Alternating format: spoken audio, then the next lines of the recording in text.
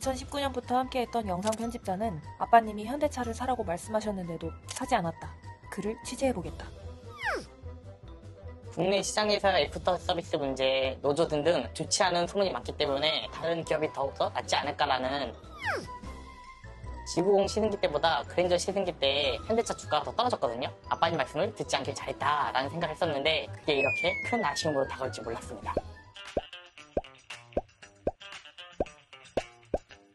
초보자 때 듣다가 10년 동안 왔다 갔다 합니다. 아유, 저 영감 재미없어. 그러고 가요. 개별 종목을 안 해주네. 테마주 얘기도 해줘야지. 테마주 신용 쏘다가 토지가 내면 한번 찾아옵니다. 왔다가 또 갑니다. 한 두세 번 왔다 갔다 하면 이제 완전히 지발이 거덜이 납니다. 근데 지푸레기 하나 잡을 거 없을 때 그때 옵니다. 아빠 말이 다 맞았는데 부자 아빠 하지 말라는 거 다 했네. 다 했더니 깡통 났네. 꼭 해보고 깡통 난 다음에 찾아온다니까요. 근데 주식을 연구해봤더니 인간의 본성과 반대로 가 주가는. 그러니까 사람들은 무조건 주식시장에 오면 실패해보게 돼 있어. 99%가. 슬퍼하지 마세요. 주식은 내가 이뻐 보일 때가 고점이야. 내가 미워 보일 때 물건을 싸. 거기서 사야 돈이 돼. 사고 싶지 않을 때 베팅을 해야 되고, 사고 싶을 때 베팅하지 말아야 되는 거니까 역발상적인 생각을 그냥 오는 게 아니라는 거지. 돈이 있는 곳에는 기술이 필요한 거잖아. 우리가 노동을 해서 따는 게 아니라 이 돈은 지식으로 가져가는 거지. 어떤 면으로 말하면 경력의 싸움인데 이 경력이 직관을 만들어내, 직관이 미래를 보게 만든단 말이에요. 그거를 초보자가 가질 수 있나. 그리고 나도 처음 배울 때는 고수를 만났지만 고수의 말을 안 들었어요. 의심을 했죠. 당연히 내가 자네도 의심할 거고 머뭇거릴 거라고 생각합니다. 그거를 실천할 수 있는 거는 작은 돈으로 저질러 보는 거예요. 작은 돈으로 한 주씩이라도 사보는 거예요. 공부한다. 이게 실습이다.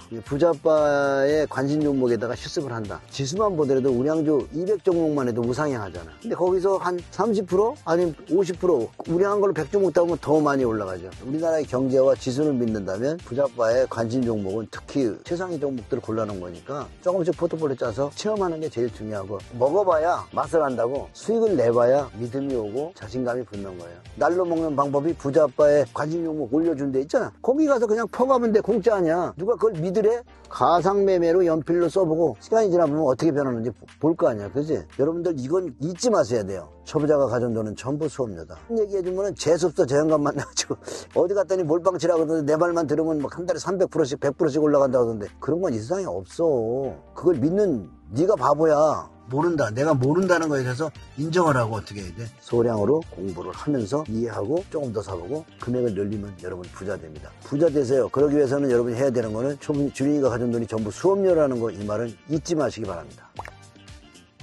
주민들이 주가를 내다보는 눈이 아직 익혀지지가 않았잖아요. 그게 될 때까지는 주식시장에서는 아무도 믿으면 안 돼요. 부자빠도 믿지 말고 소량씩 아니면 가상의 메모로 오빠의 관심 종목들로 모의 투자해보고 잘 맞을 때 그때 현금 투입해서 하시면 됩니다. 태반의 개인 투자가들이 처음에 오면 돈을 많이 가져옵니다. 그러다가 쫄딱쫄딱 읽다가 나중에 돈이 모자라면 융자를 내고, 그것도 모자라면 나중에 선물 옵션 해가지고 금융 파산자가 되는데, 안 배우고 오면 깡통 나는 거고요. 안 배우고 가져온 돈은 전부 수업료예요. 그러면 어떻게 해야 돼요? 자제하셔야 돼요. 주식은 무서운 거예요. 자제하고 여기서 공부하고 하시면은 가난한 사람이 부자 될 수 있는 이 마당이고요. 자기 마음을 다스리는 득도 하지 않으면 가진 돈을 다 뺏기는 곳이니까 주식은 마음으로 하는 거예요.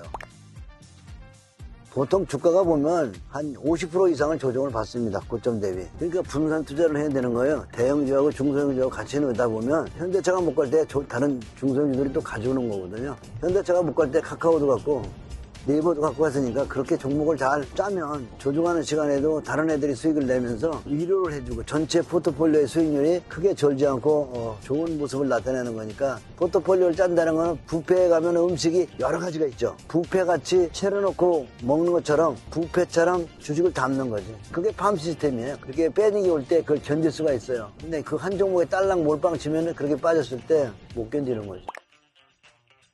많이 샀다는 거는 그 종목이 단기의 고점이라는 거예요. 이뻐 보일 때 많이 올라갔을 때 사잖아요. 그럼 현대차를 생각해보자고. 바닥에서 지금 몇 배가 올라왔어? 한 4배 가까이 올라왔잖아. 삼성전자도 그렇고 많이 올라가면 지금 개미들이 막 달라붙잖아요. 쌀 때 안 사고 거기서 사지? 이상하죠? 그런데 외국인들은 그럴 때 팔아요. 문제는 뭐냐면 좋아 보일 때 몰빵 친다. 좋은 소리와 가격이 신고가 나면은 사람들은 몰빵 치게 돼 있어요. 그게 뭐냐면 함정이라고. 거기서 다시 조정 들어올 때까지 절제할 수 있는 힘, 그건 고수만 되는 거고, 하수는 그런 자리에서 전부 몰빵을 치게 돼 있죠. 그래서 분산 투자라는 것은 그렇게 특정한 종목에 몰상 치지 말고 현대차가 3월 달에 준비하듯이 지금 중소형주에서 3월 달까지 준비하고 있는 것. 결론적으로 보면 신고가 이후에 가만히 보면 약간 조정이 오더라고. 이제는 믿어버린다고. 근데 신고가 이후에 개인들이 달라붙으면 큰 손들, 특히 외국인들은 거기다가 대놓고 팔아요. 이미 더블 이상 났으니까 100% 이상 수익 나면은 금리가 지금 우리가 0.8%라고 1% 잡아도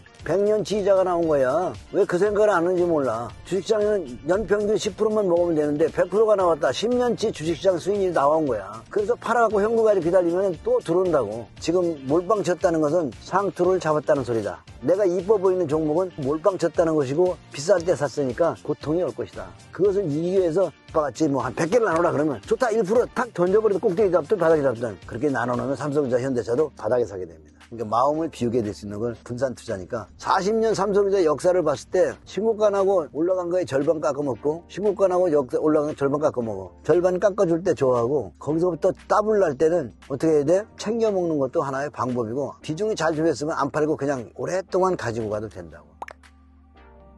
현대차를 살려고 하면 줄을 섰어요. 어려울 때 영업이 잘 되고 있으면 당연히 대단한 거 아니에요. 코로나 끝나면 더 좋아질 거고. 매출은 굉장히 늘었습니다. 다만 영업이익이 조금 저조하더라고요. 매출이 늘고 영업이익이 저조하다는 것은 R&D 투자, 다른 데 투자를 했기 때문에 투자를 계속 해야 돼요. 이 전기차 부분에 많이 지금 투자를 하는 것 같으니까. 그 다음에 이번에도 로봇 회사도 샀잖아요. 그지? 앞으로 현대차는 매출은 좋고 실적은 좀 저조하더라도 미래를 위해 투자하는 거기 때문에 긍정적이에요. 우리나라에서 최고의 기업은 삼성전자라고 그러면 최고의 고용을 창출하는 회사, 사람들의 월급을 제일 많이 주는 데다가 현대차예요. 현대차가 상당히 우리 산업 발전에 중요한 목을 하고 있으니까 나름대로 현대차가 잘하고 있고 거기에 비해 주가는 정말 크게 가지 못했다. 난 이렇게 생각합니다. 앞으로 주가 현대차는 지갑을 받을 때가 오는데 그때까지는 더 연구를 해야 되겠죠.